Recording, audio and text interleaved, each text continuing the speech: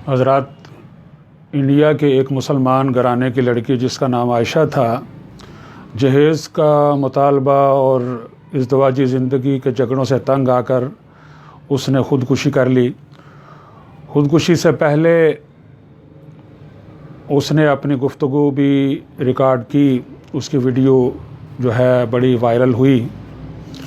उसमें उसने कहा कि मैं अपनी ज़िंदगी से तंग आ चुकी हूँ, बहुत थक चुकी हूँ। अब मैं अल्लाह ताला से मुलाकात करना चाहती हूँ और मैं दुआ भी करूँगी कि आइंदा मैं इंसानों के चेहरे न देख सकूँ।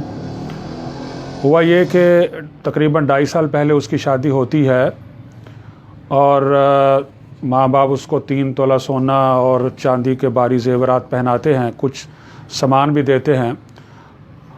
कुछ अर्सा हालात अच्छे रहे और फिर लड़ाई झगड़े शुरू हो गए।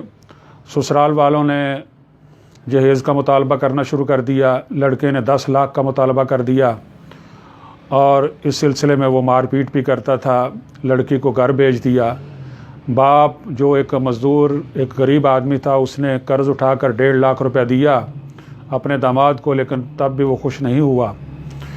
वो मारपीट भी करता था। ये भी बताया गया कि लड़की हामला थी, उसके पेट पर टांग मारी जिससे बच्चा ज़ाया हो जाता है, और उसको उसके माँ बाप के घर भेज दिया और कहा कि जब 10 लाख होगा फिर आ जाना। लड़की उसकी मिन्नत समाजत करती रही कि मैं तुम्हारे बगैर नहीं रह सकती, वरना मैं जान दे दूँगी, नहर में छलांग लगाकर खुदकुशी कर लूँगी। उसने कहा कि मर जाओ, मेरी तरफ से वीडियो भेज देना ताकि मुझ पर इल्ज़ाम ना आए। गुफ्तगू के दौरान लड़की के माँ बाप की भी कॉल आती है, ऑडियो गुफ्तगू उनकी मौजूद है। वो मिन्नत समाजत कर रहे हैं कि खुदा के लिए ये इंतहाई कदम ना उठाओ, हमने तो तुम्हारा नाम उस अजीम ख़तून के नाम पर रखा, आयशा, और तुम क्या करने जा रही हो। लेकिन लड़की जो थी उसने फ़ैसला कर लिया था, वो अपने माँ बाप को भी परेशान नहीं करना चाहती थी, गरीब लोग थे, तो इसलिए उसने ख़ुदकुशी कर ली। इस मौके पर बाज़ लोग बड़े जज्बाती हुए, बाज़ ने बड़े दुख और सदमे का इजहार किया और बाज़ ने पूरे मुआशरे को मुजरम ठहराया। हज़रात, मैं इस मौके पर यह बताना ज़रूरी समझता हूँ कि जहेज़ कोई शरई हुक्म नहीं है। नबी सल्लल्लाहु अलैहि वसल्लम ने मुतअद्दिद शादियाँ की, कोई एक बीवी भी जहेज़ लेकर नहीं आई, और नबी सल्लल्लाहु अलैहि वसल्लम ने अपनी बेटियों की शादियाँ की, किसी एक बेटी को जहेज़ नहीं दिया। ये जो मशहूर है कि हज़रत फ़ातिमा रज़ी अल्लाह ताला अन्हा को जहेज़ दिया था, उसकी हकीकत ये है कि हज़रत अली रज़ी अल्लाह ताला अन्हु नबी सल्लल्लाहु अलैहि वसल्लम के घर में ही परवरिश पाई थी, यहीं पले बड़े थे, उनका कोई अपना घर बार नहीं था। तो जब शादी होती है तो ज़िंदगी बसर करने के लिए चंद चीज़ें आपने दी। बाज़ रवायतों में ये भी है कि हज़रत अली रज़ी अल्लाह ताला अन्हु ने अपनी ज़रा बेचकर वो चीज़ें ख़रीदी, यानी अपनी जेब से चीज़ें ख़रीदी। बाज़ लोग कहते हैं कि हम अपने बेटियों को जो जहेज़ देते हैं मोहब्बत की वजह से देते हैं, इसमें हरज ही क्या है। कहना तो बहुत आसान है, किसी सियाने हकीम को अपनी नबज़ चेक कराएं, फिर वो बताए कि हरज है कि नहीं। मैं ये समझता हूँ लोग डर की वजह से, खौफ की वजह से कि लोग बातें करेंगे, हमारी मुआशरे में नाक कट जाएगी, सास ताने दे देकर बच्ची को मार देगी, ये डर और खौफ की वजह से जहेज़ जो है वो दिया जाता है। अगर बेटियों के साथ आपको सच्ची मोहब्बत है तो जब बेटी पैदा होती है तो उस वक़्त ख़बर सुनकर गम गुस्से से क्यों भर जाते हैं, मुँह क्यों काला हो जाता है, और जायदाद की तकसीम के मौका पर बेटी की मोहब्बत क्यों नहीं याद आती। बाज़ कहते हैं जी ये जहेज़ जो है ये तो तोहफ़ा होता है, हदिया होता है। ये बात याद रखें, जब कोई चीज़ खुशी से दी जाए तो वो हदिया होता है। अगर डर और खौफ की वजह से जो चीज़ दी जाती है वो लेने वाले के लिए भी हलाल नहीं है, जो खुशी से नहीं दी जाती वो लेने वाले के लिए बिल्कुल हलाल नहीं है। और आप जानते हैं कि आज क्या हो रहा है, गरीब लोग, मुतवस्सित तबके के लोग, शादी करना कितना मुश्किल हो गया है। बाज़ लोग लोगों के घरों का दरवाज़े खटखटाते हैं और शादी के लिए जहेज़ इकट्ठा करने के लिए भीख मांगते हैं। अमीर लोगों के कारखानों का रुख करते हैं, उनकी मिन्नत समाजत करते हैं, उनके पाँव पड़ जाते हैं। बल्कि मस्जिदों में हर नमाज के बाद अपीलें हो रही होती हैं कि हमने अपनी बेटियों की शादियाँ करनी है, खुदा के लिए सदका खैरात दो, ज़कात दो, हमने जहेज़ बनाना है। तो मैं समझता हूँ वो बेगैरत है, इंतहाई बेशर्म है वो दूल्हा जो भीख में मिला हुआ जहेज़ कबूल करता है।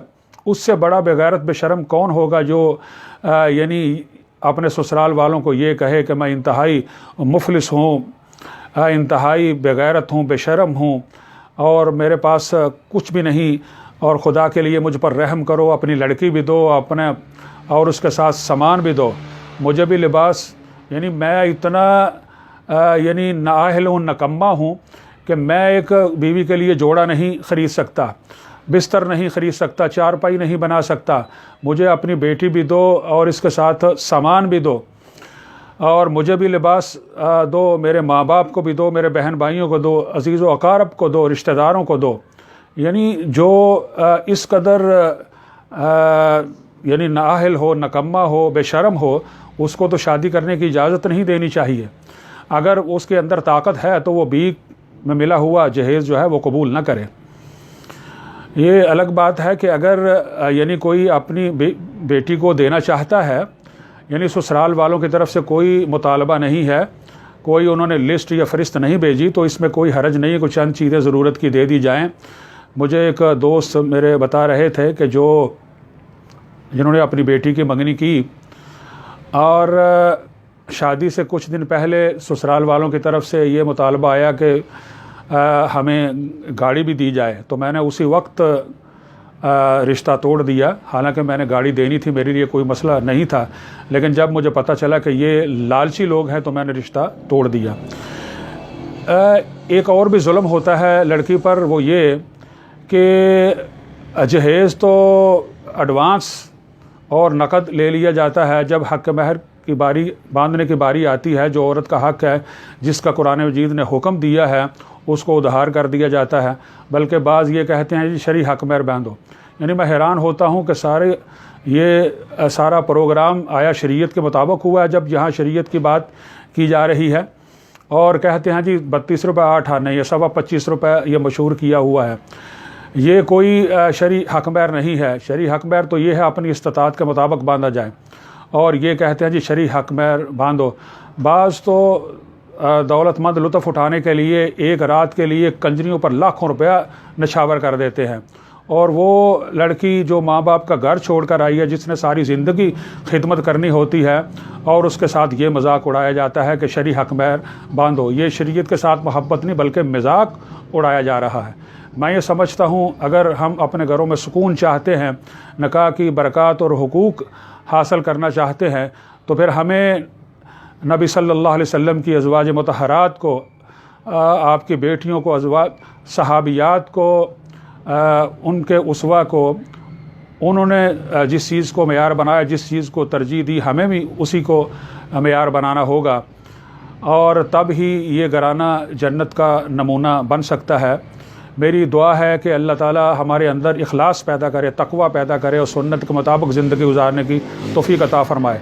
और इसके साथ ये मैं अपनी बेटियों और बच्चियों से भी ये गुजारिश करूँगा कि ये इंतहाई कदम नहीं उठाना चाहिए, ये हराम मौत है। और वालिदैन से भी मैं ये कहना चाहता हूँ कि सोचो विचार के बाद फ़ैसला करें। अगर खुदा न खास्ता गलत लोगों से वास्ता पड़ गया है तो फिर ज़रूरी नहीं कि उनके पल्ले बंधे रहें। इस्लाम ने तलाक़ की इजाज़त दी है और उनसे खलासी करवानी चाहिए। अल्लाह ताला और भी सबब जो है वो पैदा कर दे। मेरी दुआ है कि अल्लाह ताला हमारे घरानों को महफूज करे, हमारी बच्चियों की हिफाजत फरमाए। व आखिर दावाना अल्हम्दुलिल्लाहि रब्बिल आलमीन।